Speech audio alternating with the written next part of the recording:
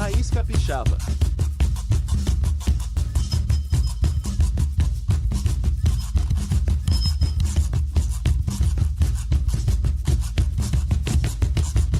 Espírito Santo, eu nasci nesse lugar. Saudações pocantes, direto do estúdio 42B, eu sou o Vitor Taveira. Esse é o Raiz Capixaba, programa mensal do Século Diário sobre cultura, história, ecologia, identidade do Espírito Santo, tantas coisas para falar. Lembro para você seguir nossos canais no YouTube, na sua plataforma de podcast. Procura lá pelo Século Diário para receber também em primeira mão as atualizações. Hoje nosso tema é literatura e o convidado é o advogado, escritor e mestre em estudos literários Anaxandro Amorim, criador do Clube de Leitura Leia Capixabas. Vamos falar um pouco desse projeto que vai iniciar seu 5º ano, né, sua 5ª temporada, vamos dizer assim, de existência em março agora, né? Então, Anaxandro, obrigado pela presença. Queria começar já com uma pequena polêmica, né? Existe uma literatura capixaba? Olha, essa polêmica dá um programa. Bom, antes de mais nada, muito obrigado pelo convite gentil, e falar da nossa literatura brasileira produzida no Espírito Santo. Acho que o nome correto seria esse. O que é literatura, né? E só o próprio conceito de literatura já renderia um programa, já é uma questão um tanto problemática.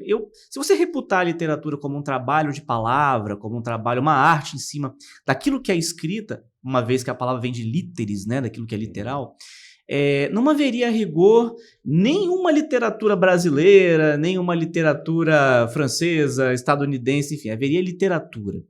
Porém, convencionou-se, por questões até didáticas, você fazer essas sessões, essas pequenas sessões.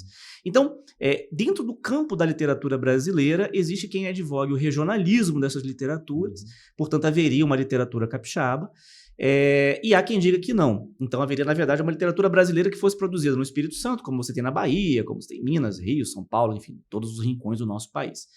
Para mim, seria bem por aí. Agora, o tema realmente é polêmico e eu acho que ele passa muito por questões identitárias, por questões da nossa identidade capixaba, que é uma identidade, vamos assim dizer, um pouco até difícil para nós mesmos. Exato. A gente tem falado no programa difusa, né?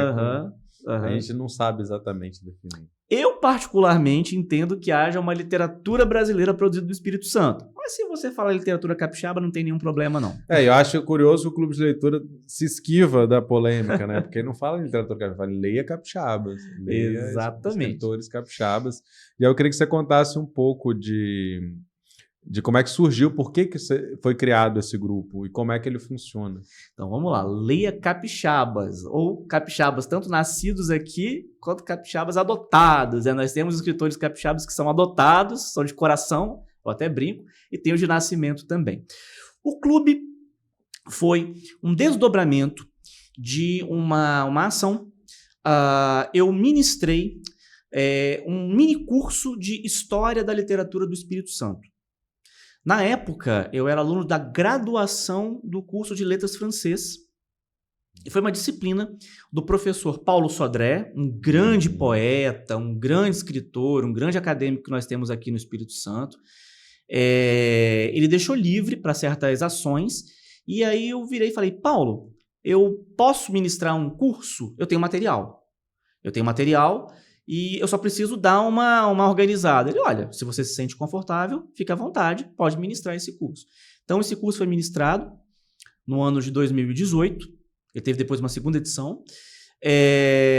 Foi mais de um mês, né? Foram 7 semanas, em que nós fizemos toda uma varredura por essa literatura capixaba, ou brasileira produzida do Espírito Santo, como queira, né? Desde os primórdios até os tempos atuais, até o nosso século XXI.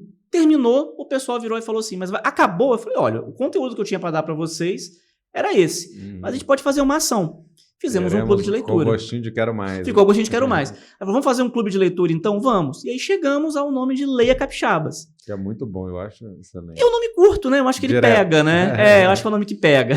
Porque tem uma coisa, assim, já dando, assim, adiantando, né? Não chega a ser um spoiler, porque isso tá no Instagram, né? O Instagram é @leiacapixabas também, nisso. Isso. A programação do ano, que já tá pronta. Isso eu acho que é um negócio legal para a pessoa poder se programar, né? E a primeira edição vai ser em 16 de março de 2024 agora, com o tema conto. Isso. Depois, 20 de abril com crônica, maio romance, junho, poesia, julho, biografia ou ensaio.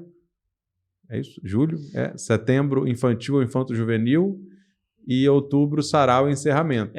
A gente Não, tem uma pausa a gente faz uma pausa no meio do ano. Em julho. Então, biografia acho que é agosto, não é isso? E aí a gente termina em outubro. E o calendário está no Instagram também, você bem falou, @leiacapixabas. E nós começamos depois do carnaval, terminamos um pouquinho antes do fim do ano, justamente para que as pessoas consigam se programar, e são datas, na nossa opinião, até tranquilas, não é? E a gente sempre começa por conto, crônica, porque nós achamos que é um gênero literário gostoso, né? Ele é bem convidativo, né? E tem uma coisa assim, muito interessante do processo que eu aprendi assim, com o movimento cineclubista, que é o público organizado em torno das obras. É o mesmo princípio dos clubes de leitura, né? E eu acho isso muito interessante, né? Que as pessoas se mobilizem. Geralmente a arte é isso, o artista meio que faz e o público consome. Assim, a gente pensa num público ativo que discute as obras, que discute os temas, que discute linguagem, enfim, que se coloca em torno disso. Mas, geralmente, os clubes de leitura, a maioria que eu vejo, você escolhe um livro e o grupo lê o livro, né, e discute esse livro. E, no caso do Leia Capixabas, ele vai segmentando por gêneros, né, literários. Isso. E aí você meio que... Cada pessoa leva uma sugestão, não é isso? Assim que funciona. Isso, exato. Isso eu acho muito interessante, que é um formato diferente do tradicional e que provoca outro tipo, né, de relação. Exato. Queria que você contasse para a gente como é que... Por que nós adotamos esse formato? E não o formato tradicional, que é de eleger um livro e aí fazer uma discussão em torno da obra. Porque nós chegamos a uma conclusão ao longo do minicurso que nos antecedeu, que antecedeu o Leia Capixabas, de que a literatura do Espírito Santo ela é desconhecida. E outra coisa, além disso, além do desconhecimento, às vezes até pelas próprias pessoas que consomem essa literatura, há uma dificuldade muito grande em encontrar obras. Então, nosso medo era também escolher uma obra, e essa obra, geralmente as obras estão esgotadas, as obras são vendidas diretamente com o autor, às vezes o autor não tem contato, ou já morreu, a família deixou aquele livro ali engavetado, né? Então, nós resolvemos, por uma questão de unir essas duas pontas, né? Unir tanto, tentar acabar tanto com um problema quanto com o outro, fazer por gêneros. E é legal porque traz uma questão muito grande de descoberta. Né? Exato. Há livros, eu acho que tem pessoas que, inclusive, eu, por exemplo, em alguns casos, eu ia pesquisar, assim, até antes de que livro que eu vou levar, né? Mas isso é que é legal. E às vezes a pessoa leva livros de gente que eu nunca vi, e eu acho isso um barato. Por quê?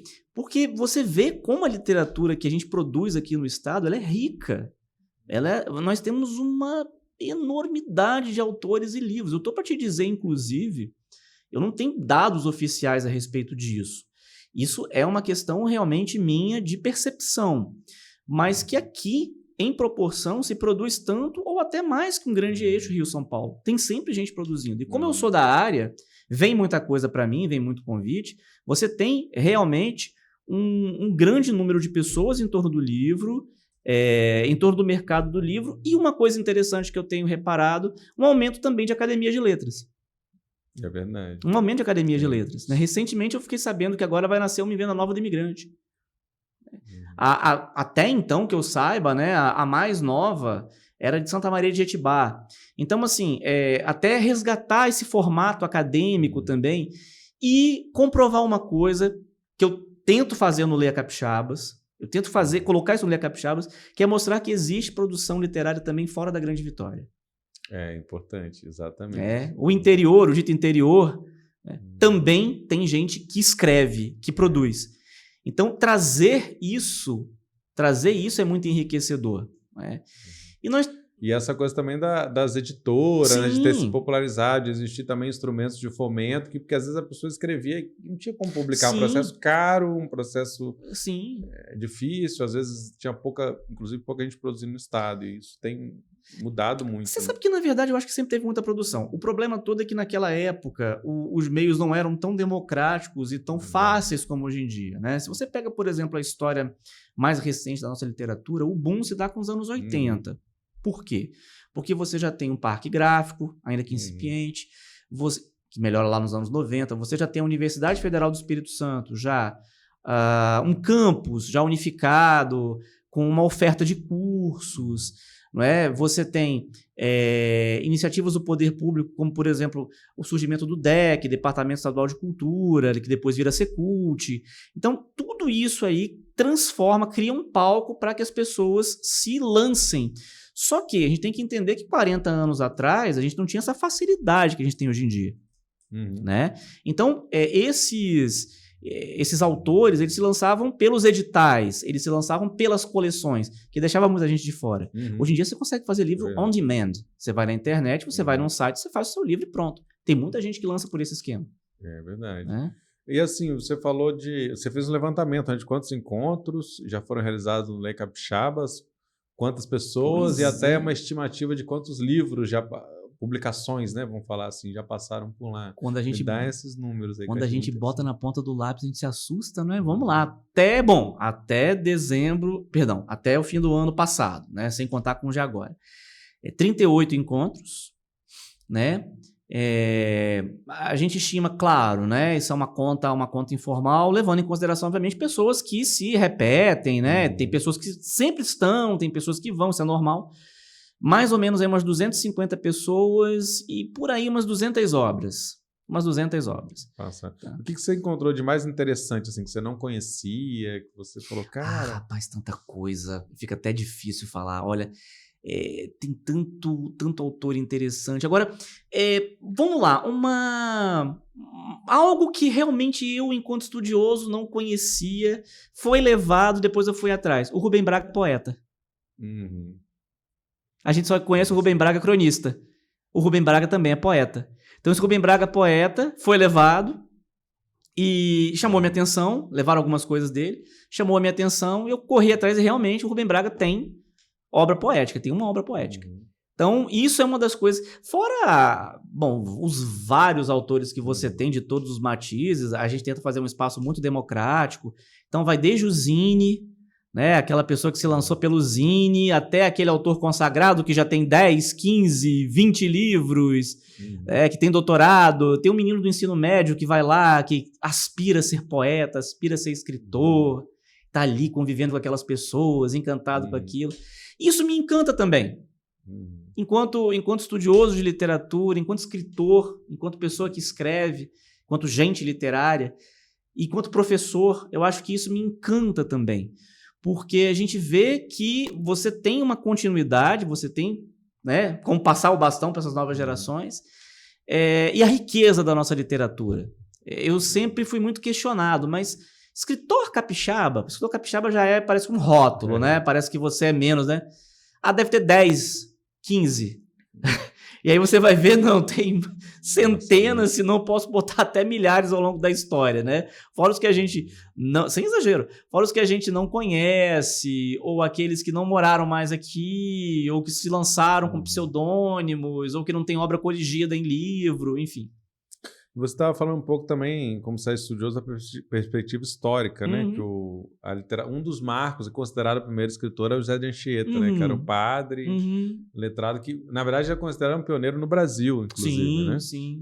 As obras dele, como Jesus. Mas você estava falando, eu queria que você trouxesse um pouco assim, para a gente do panorama que você considera, né? Vamos lá. Ao longo da história, uma pequena, breve linha do tempo. Eu até brinco, eu falo assim, que a literatura brasileira nasce no Espírito Santo quando o Anchieta escreve literalmente no nosso solo, né? Ele escreve literalmente, memoriza aquilo. Se você parar para pensar, a gente volta um pouquinho no início da nossa gravação, na literatura, obviamente, como trabalho de palavra. É claro que os povos originários que aqui moravam, e ainda moram, né, alguns, né, eles têm também os seus mitemas, eles têm também as suas ficções, as suas narrativas, as suas histórias que devem ser levadas em consideração, claro. Obviamente que as línguas indígenas, elas são ágrafas. Então, por serem ágrafas, essas tradições acabaram se passando por oralidade, muitas se perderam ou se modificaram, né? Mas se você pegar um registro de literatura formal, sim, ele vem de Anchieta, porque Anchieta era um padre, a Igreja Católica detinha o saber formal. Era literatura brasileira? Porque ele era espanhol. E capixaba. Essa é outra E capixaba, por quê? E a Escreveu capixaba? aqui, Pois né? não é? Justamente, nascido em Tenerife, nas Ilhas Canárias, não é? Só que você tem uma série de coisas que ele produz aqui, que ele produziu aqui, e que aí vira aquela nossa polêmica, né? Vai para o nosso rincão ou não vai, não é? Agora, a nossa literatura, ela passa por várias vanguardas. É claro que a gente tem que entender, quando a gente estuda na escola, barroco, né, arcadismo, romantismo, não são categorias estanques. Você tem ali, obviamente, livros que estão impregnados, às vezes, de alguns elementos árcades ou românticos ou realistas, dependendo, obviamente, do lançamento, e até pessoas que lançam literaturas atualmente que revisitam esses autores. Então, isso é uma coisa que a gente aprende no curso de letras, essa questão de periodização, ela não é uma barreira estanque, não é? Exato. Então, a literatura que foi produzida aqui, ela vai ao sabor. O que acontece aqui? Vitória, o Espírito Santo é um estado pequeno, Vitória é uma cidade menor ainda, Vitória basicamente é um polo militar, não é? Para proteger os ouros das Gerais, e a gente entende, claro, não é, que onde tem fluxo financeiro, onde tem fluxo comercial, é onde você tem a criação de cidades, o fomento de elites, porque essa literatura dita clássica, ela vem das elites, não é? Agora que a gente tem essas novas vozes, a gente está começando a resgatar isso, e aí você tem realmente a criação de livros. Muitos livros não eram nem livros realmente feitos em impressora, não eram impressoras, né? Eram prensas, né? Em prensas eles eram feitos à mão e tudo mais, que rodavam, né? E o Espírito Santo fica um pouco alijado disso por uma questão de contingente populacional e pelo papel que o Estado tinha. Mas nós tivemos aqui, sim, representantes românticos, árcades, realistas, enfim. Agora, o grande boom da nossa literatura se dá fim do século XIX e início do século XX, que é quando você tem realmente ali um estado do Espírito Santo pujante. O café traz muito isso, né? Essa riqueza do café, e aí forma uma elite, e essa elite se lança da literatura, e aí mais tarde, no século XX, você tem a criação do Instituto Histórico Geográfico, da Academia Espírito Santense de Letras, em 16, em 21, o próprio curso de Direito também, em 1930, também forma toda uma elite, e são pessoas que se lançam na literatura, e aí você tem vamos dizer assim, uma produção realmente bastante pujante, né? Em matéria de revistas, livros, a revista Capixaba, por exemplo, os jornais como o Diário, que trazem suplementos, páginas literárias, poesias, sonetos, até chegar nos dias de hoje. E tem uma questão que você estava comentando, a gente que assim, inicia com um processo de alguma maneira elitista, né? Quem tinha acesso também à escrita, à leitura, e quem ocupava esse papel social, né? Geralmente os homens brancos. Como é que isso começa a ser transformado de alguma maneira? E como é que você vê os tempos de hoje, né? Que está tendo uma grande emergência. O professor Francisco Aurélio Ribeiro, um amigo, confrade, ele brinca, ele fala assim, olha, antigamente literatura era coisa de macho. Ele falava isso, né? Ele fala isso em tom de brincadeira, mas uma brincadeira séria, porque de fato a literatura foi durante muitos anos, e podemos dizer que ela ainda é dominada por pessoas urbanas, em sua maioria homens, em sua maioria brancos, pessoas de classe média, que têm acesso a uma educação formal, não é? Essas novas vozes, eu vou chamar assim, vou chamar entre aspas, eu não gosto muito dessa história de literatura marginal, eu acho esse nome um nome meio... Mas essas novas vozes que aparecem no circuito, que aparecem no sistema, elas aparecem sobretudo a partir dos anos 80, né? Que é quando você tem, por exemplo, um Valdo Mota, que é quando você tem um Marcos Tavares, que é quando você tem um Francisco Grijó, quando você tem uma Bernadette Lira, que na verdade já escrevia, ela já tinha contribuições, mas enquanto professora da universidade, Deni Gomes, que fomentou oficinas, ela foi muito importante, sobretudo nesse período dos anos 80, porque havia uma demanda reprimida. Você tinha o canto de cisne da ditadura militar, né? Uma demanda, uma vontade muito grande de ter liberdade de expressão e grupos minoritários que começam a se organizar nessa época. Como, por exemplo, negros, homossexuais, mulheres. E é claro que pessoas pertencentes a esses grupos produzem cultura e produzem literatura. Seria temerário demais a nossa parte achar que não. Agora, encontram obstáculos em todas as esferas, sim, né? Sim. E isso vem muito também... Profissionais, políticos. Com certeza. E até hoje, né? E isso vem muito de estudos de cânone. Então, o que é cânone, né, na literatura? Cânone, vamos botar bem grosseiramente aqui, para quem está nos assistindo, nos ouvindo entender. O cânone é a lista dos autores que são considerados os grandes autores, os autores exemplo.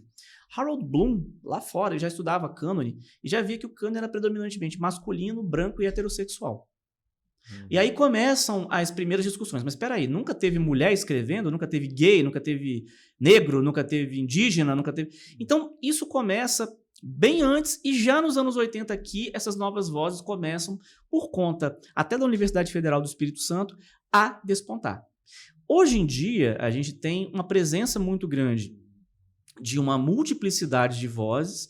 Você tem, por exemplo, e eu acho muito legal, apesar de eu não produzir essa literatura, claro, mas eu tenho um respeito, uma admiração muito grande com os slams, onde você tem uma garotada da periferia, né? Uma garotada negra, que utiliza a literatura como uma forma de expressão e que acredita na literatura, como uma forma de até mobilidade social. E usa muito a oralidade, né? Demais a oralidade. É mais forte a oralidade do que a escrita dessa Demais poesia. a oralidade. Até porque muitas das vezes essa poesia ela É faz... interpretada também. Exato, e ela se faz realmente ali na fala. Às vezes você lê aquilo ali na escrita e não te diz tanta coisa, mas ali na interpretação ela se faz. Então você tem realmente um casamento muito interessante com a oralidade, sim, né? O acesso hoje em dia da literatura, eu acho, e eu advogo isso para mim isso é importante, a literatura tem que ser um campo democrático. Tem que ser um campo democrático, tem que ser um campo aberto a quaisquer pessoas, quaisquer vozes que tenham interesse em produzir narrativa, seja em verso, seja em prosa. Isso basicamente é literatura. Eu vejo com ótimos olhos. Com as redes sociais, com a internet, isso teve um boom ainda maior. E o que é interessante, a gente tem uma espécie de troca entre outros estados até, entre outras cidades. O que faz com que a gente volte àquela discussão anterior que a gente abriu aqui, não é? Existe literatura capixaba? A rigor, eu não acho que existe uma literatura capixaba. Não há uma literatura que tem elementos tipicamente capixabas e não necessariamente você fazer uma história que se passa no Espírito Santo transforma essa literatura em capixaba. E eu acho que a internet tornou essa linguagem muito uniforme até. E com as chamadas também, há editoras que fazem chamadas de vários estados. Se você lê esses livros, essas antologias, você não percebe se a pessoa é ou não do Espírito Santo. O que torna a literatura, a nossa literatura, uma literatura brasileira e também universal. Nós temos autores aqui que não devem absolutamente nada para nenhum grande centro. O que acontece é que nós estamos na periferia desses grandes centros. Exato, e é isso. Você escreveu, inclusive, um romance... Passado na Albânia. Na Albânia, né? Na E você nem sequer foi, né? Sequer foi fruto de pesquisa. Foi fruto de pesquisa. Eu não sou albanês, a obscuridade. A obscuridade. Eu não sou albanês, nem falo albanês, quer dizer, né? Então, tem essa permissividade. Você estava falando também de autores que escreveram aqui, mas não eram capixabas. Não eram capixabas. No caso do Graça Aranha com Canaã, né? Pois grande clássico. Que se passa no interior do Espírito Santo. E aí, ele é capixaba? Não. É literatura capixaba? Não. Então, mas isso é uma tese minha, né? Eu me fio a essa linha de pensamento, essa linha de raciocínio. É uma discussão importante, assim, em termos conceituais, mas sim.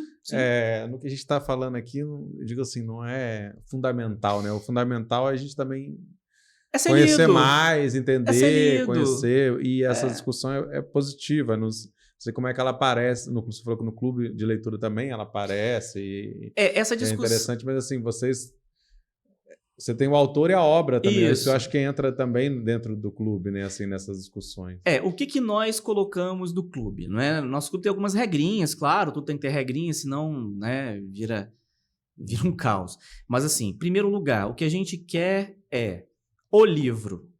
Não é xerox de livro, nós queremos o livro, porque nós entendemos que existe uma coisa chamada economia criativa e nós trabalhamos para que o autor seja cada vez mais profissionalizado.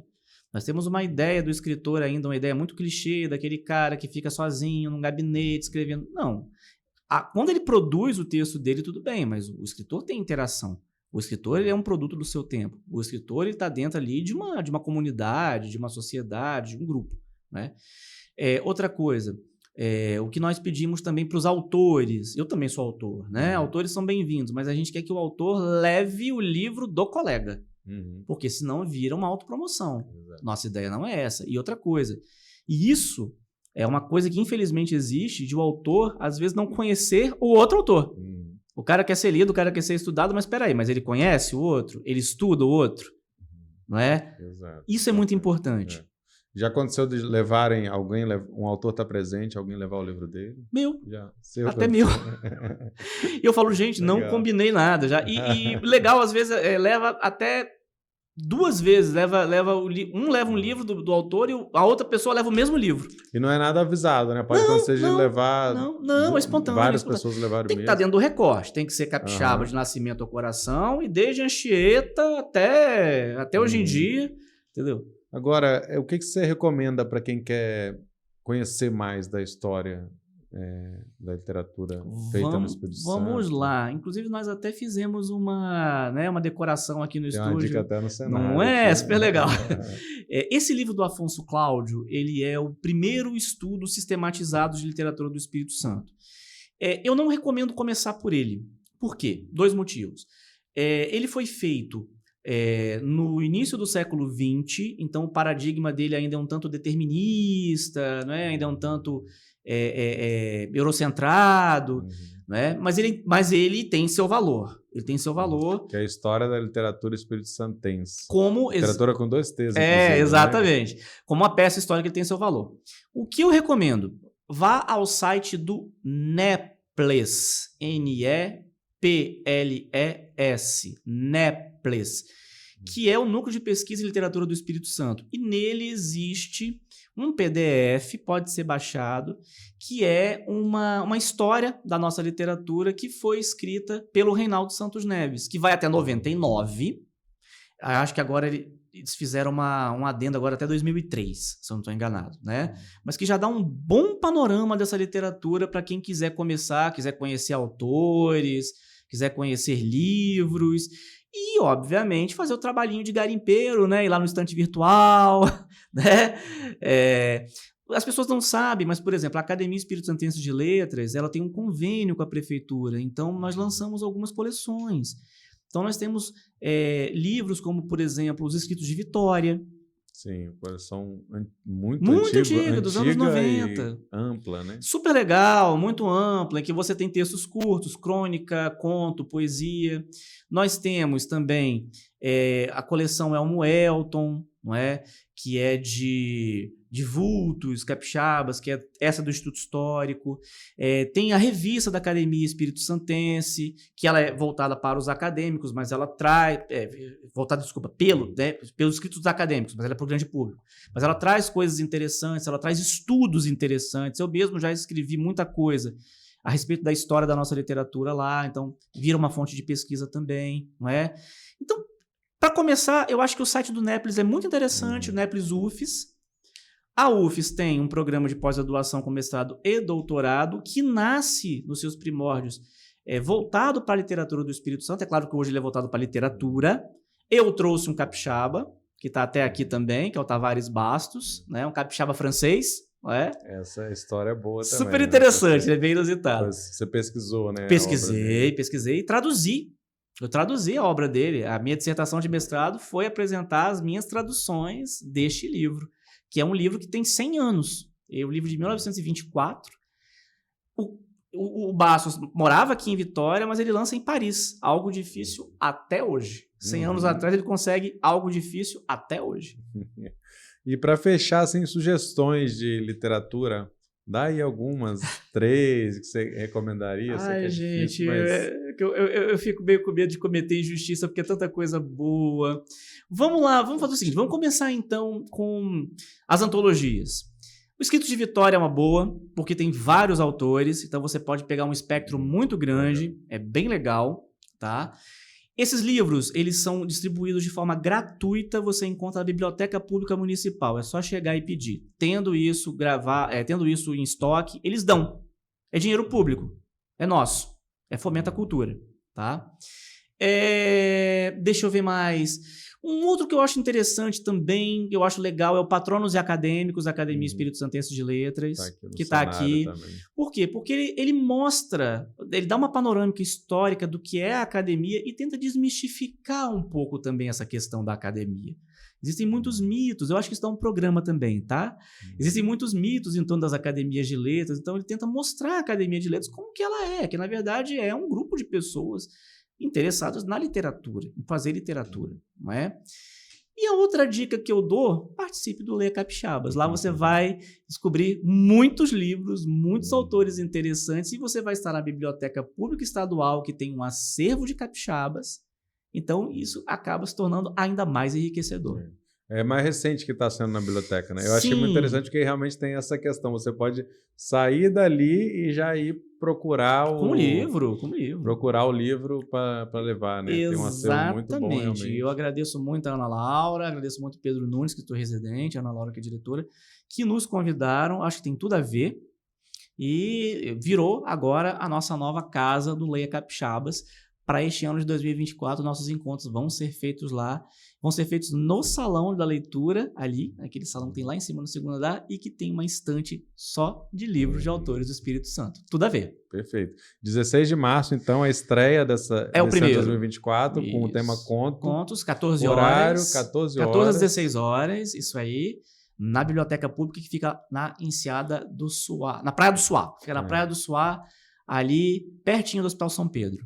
E se você está vendo posteriormente, é o dia 16, como falamos no começo, tem toda uma agenda para o ano. Tem toda uma agenda. E espero que tenha vidas longas, quem vem outros mais 5 anos. Mais para frente, continue na atividade. Obrigado, Anaximandro Amorim. Foi Raiz Capixaba, programa mensal do Século Diário, produção e apresentação minha, Vitor Taveira, apoio técnico do Cauã Elmer, aqui nos bastidores, no estúdio 42B. E então também recomendamos seguir o YouTube, as plataformas de áudio do Século Diário. Também estamos no Instagram com @tvséculo e todo dia com notícias novas no séculodiario.com.br. É isso, valeu, até a próxima. Obrigado, até a próxima. Obrigado.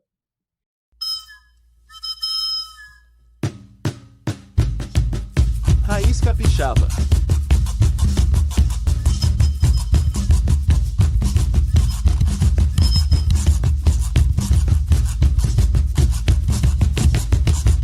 Espírito Santo, eu nasci nesse